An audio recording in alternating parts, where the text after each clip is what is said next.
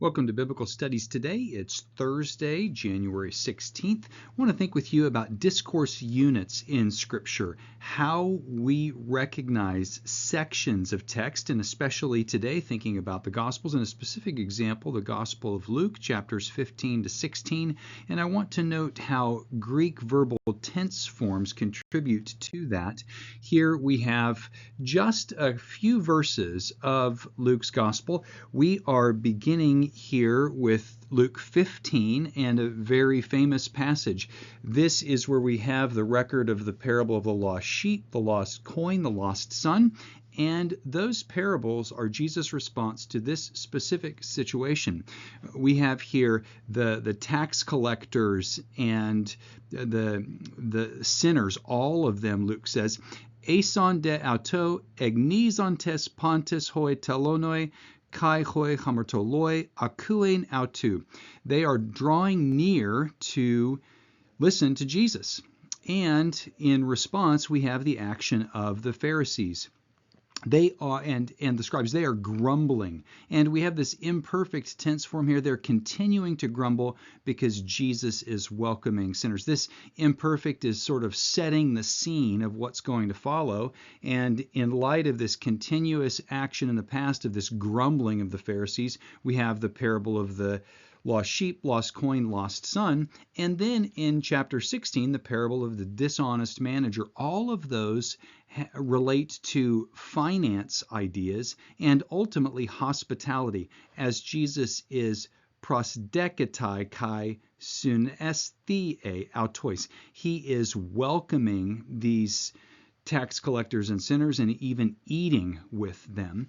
All of this then comes up again in chapter 16. We don't hear of anything of the Pharisees from 15:1 to 2 all the way until the middle of chapter 16.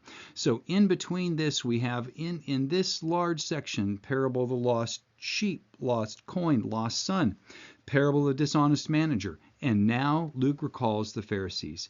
And we have it here. Ekun de tauta ponta hoi Pharisaioi phil arguroi huparkantes kai exemukterizon auton. They were hearing all of this. They were grumbling because Jesus was welcoming the tax collectors and sinners, and now they have heard all of these parables. The lost sheep, the lost coin, the lost son, the dishonest manager, and they understand that Jesus is talking about them because they are lovers of money.